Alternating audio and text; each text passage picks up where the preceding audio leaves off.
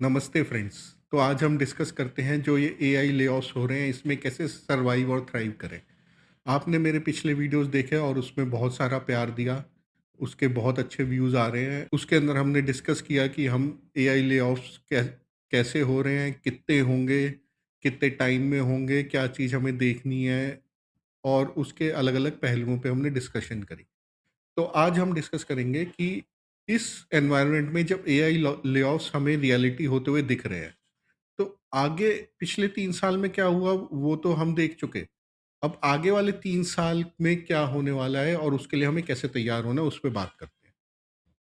पिछले 3 साल पहले आपने मेरे वीडियोज़ देखे थे, उसमें मैंने बताया था कि एआई लेऑफ्स कैसे हो रहे हैं और उसके अंदर जो प्रेडिक्शन दी थी वो काफ़ी कुछ आज होती हुई दिख रही है। तो हम आगे के फ्यूचर की थोड़ा बात करते हैं कि इस एनवायरनमेंट में जब एआई लेऑफ्स हमें दिख रहे हैं तो हमें कैसे सर्वाइव और थ्राइव करना है। एक तो हमें ये मान के चलना है कि AI layoffs is a reality, तो उस चीज़ पे हम इस वीडियो में डिस्कस नहीं करेंगे। उस चीज़ में अभी भी कई लोगों को शक है, नहीं होंगे, होंगे, तो वो आप मेरे पिछले वीडियो देख सकते हैं। हम ये मान के चल रहे हैं कि हम एआई ले-ऑफ्स हो रहे हैं, तो अब क्या करें?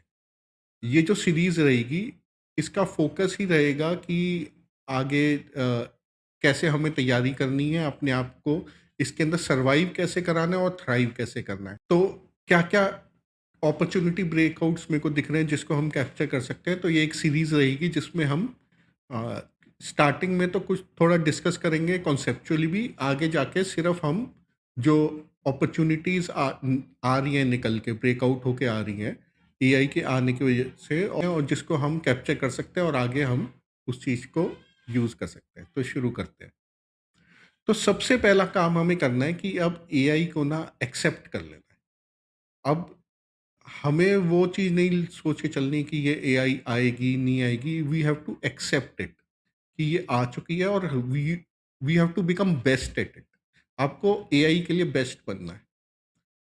आप अपनी ऑर्गेनाइज़ेशन में अगर आईटी में कहीं पे भी काम कर रहे हैं, एआई का यूज़ करना शुरू कर दीजिए और एक टूल का नहीं, डिफरेंट-डिफरेंट टूल्स का यूज़ कीजिए, डिफरेंट-डिफरेंट जो मॉडल्स हैं उनका यूज़ कीजिए।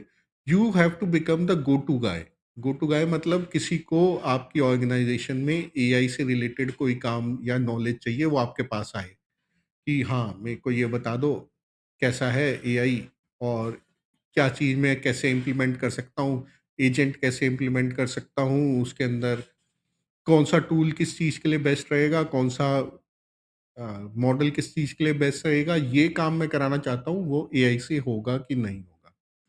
तो आपको you have to become the best in the organization in terms of AI adoption.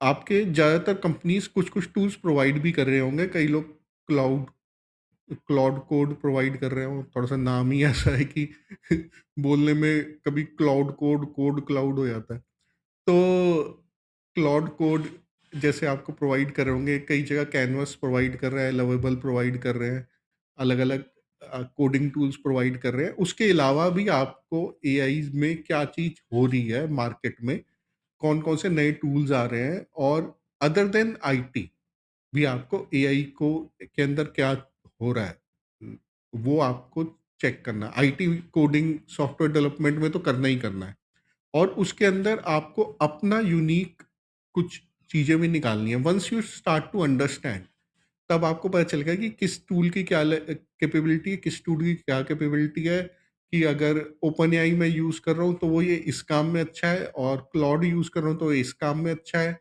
और अगर मैं वो जेमिनी यूज़ कर रहा हूँ तो इस काम में अलग-अलग चीज़ें आपको स्टडी करते रहना है। सो ये मैं क्यों कह रहा हूँ आपको करना है, क्योंकि आगे अपॉर्च्युनिटीज़ आएँगी एआई से रिलेटेड। वो अपॉर्च्युनिटीज़ आपको ग्रैब करने के लिए एक बेस होना चाहिए। वो बेस होगा तभी आपको अपॉर्च्युनिटीज़ सबसे पहले मिलेंगी, सबसे पहले दिखेंगी और आप ग्रैब कर सकते हैं। जैसे अब इससे बेनिफिट क्या होगा अगर आप एआई में एक्सपर्ट हैं अपनी ऑर्गेनाइज़ेशन में, तो आपकी नौकरी ज़्यादा सिक्योर हो गई पहली बात तो। सबसे पहले तो सर्वाइवल को कंप्लीट कर लेते हैं कि भैया नौकरी थोड़ी सिक्योर हो जाए। जब बड़े-बड़े आपके मैनेजर्स आप ही के पास आ रहे हैं एआई को लेके, तो चांसेस ऑफ योर नौकरी, your job getting laid off is less. तो ये तो हमारा पहला एम है। जब भी कोई डिसरप्शन आती है ना, तो एस्टेब्लिश प्लेयर्स को प्रॉब्लम होती है। एस्टेब्लिश जो भी एसओपीज हैं, एस्टेब्लिश्ड जो भी टाइप ऑफ वर्किंग है, वो सब कुछ हिलता है और everybody is living in a fog. मतलब अभी सब कुछ भी क्लियर नहीं है कि कैसे इम्प्लीमेंट करना है। कोई एसओपीज बनी नहीं है एआई को लेके। तो you have to be part of developing that. आपको आगे बढ़ के एआई को इम्प्लीमेंट कराने में अपनी ऑर्गेनाइजेशन में मदद करनी है। क्योंकि अभी ऑर्गेनाइजेशंस को ये पता ही नहीं कि एआई को इम्प्लीमेंट कैसे कराना है, कौन कौन सी चीज़ें हम एआई से इम्प्लीमेंट कर सकते हैं, कौन कौन सी नहीं कर सकते। हाँ, of course they are people who will develop a agent, they are people who will do some part of the development, मतलब थोड़ा सा पार्ट वो डेवलप कर देंगे अगर आप उनके पास जाओगे कि मेरे को ये चीज़ ऑटोमेट करानी है। लेकिन क्या चीज़ ऑटोमेट हो सकती है वो भी नहीं पता। बहुत डिमांड है आगे जाके एआई कंसल्टेंट्स की। दे मे और may not be coders. Coding आपको आती है तो आप आईटी में आप हैं तो आईटी के रिलेटेड आपको बेनिफिट है कि आपको पता है क्या चीज़ कैसे होती है आईटी में। लेकिन कंसल्टेंट्स की बहुत डिमांड है, आएगी, आ रही है ऑलरेडी। क्योंकि they are people who develop a agent या एक सिस्टम डेवलप करने वाले बहुत सारे हैं अभी भी एआई में।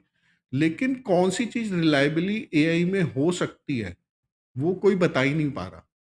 मैं एक एग्जांपल देता हूँ। जैसे मैं एक ऑर्गेनाइजेशन हूँ और मेरे एक सॉफ्टवेयर डेवलपमेंट की प्रोसेसेस हैं।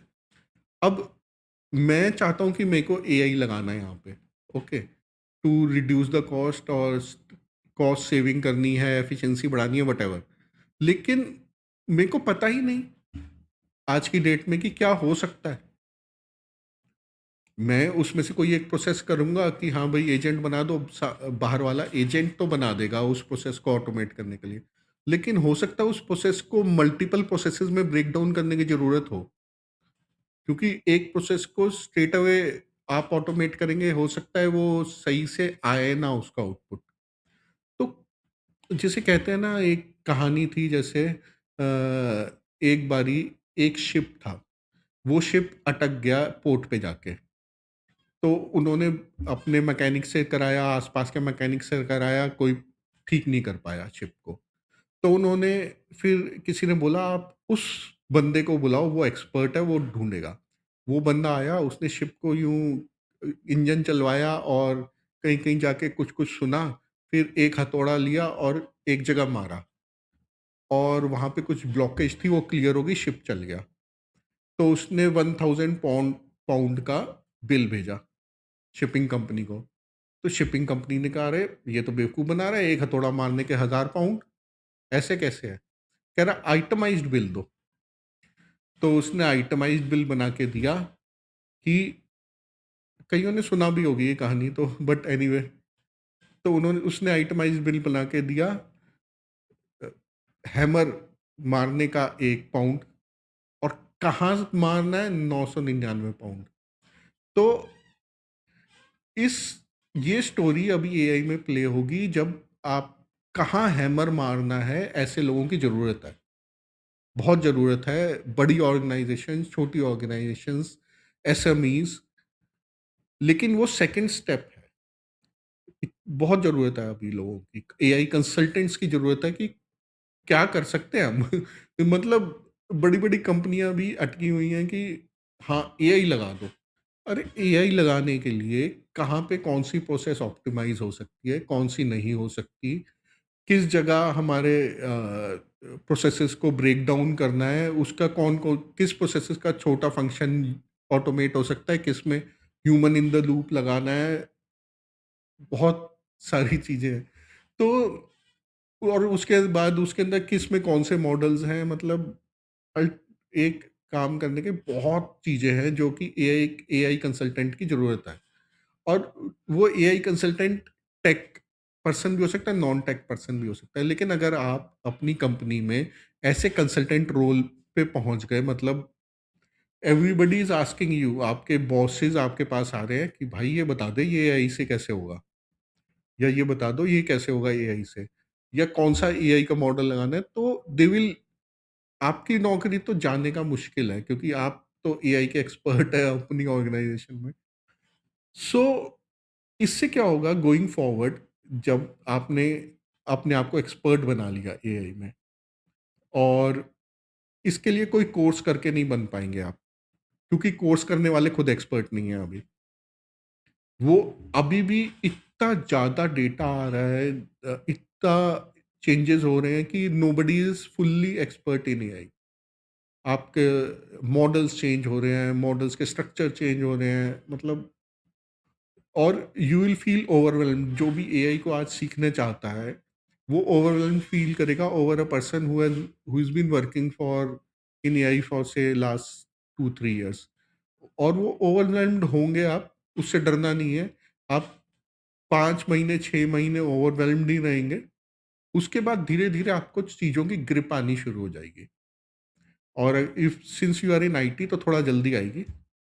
जब आप ये स्टेज पे पहुँच जाएँगे और आपने सपोज़ अपनी कंपनी का एआई सिस्टम इम्प्लीमेंट कर दिया, तब आपके लिए एक ब्लू ओशन अपॉर्च्युनिटी खुलती है of consulting big and small firms, और मेकिंग सम ऐप्स और टूल्स जो कि बाकी कंपनीज़ यूज़ कर सकते हैं। जैसे कि एक और बहुत ब्लू ओशन अपॉर्च्युनिटी आएगी which is implementing AI in SMEs.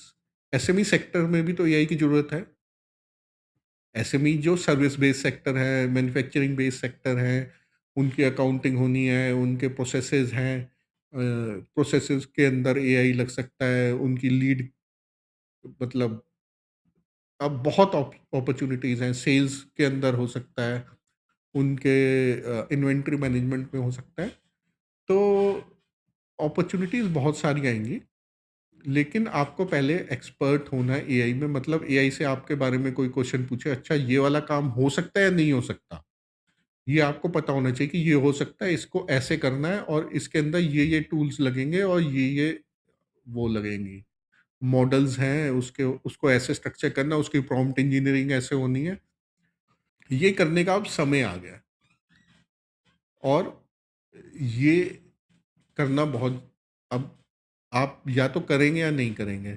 वो तो आपके ऊपर है, मैं तो बता ही सकता हूँ कि ऐसी अपॉर्च्युनिटीज़ आएँगी। ठीक है, लेकिन time will take its own course, जो आ रहा है उसको कोई रोक नहीं सकता।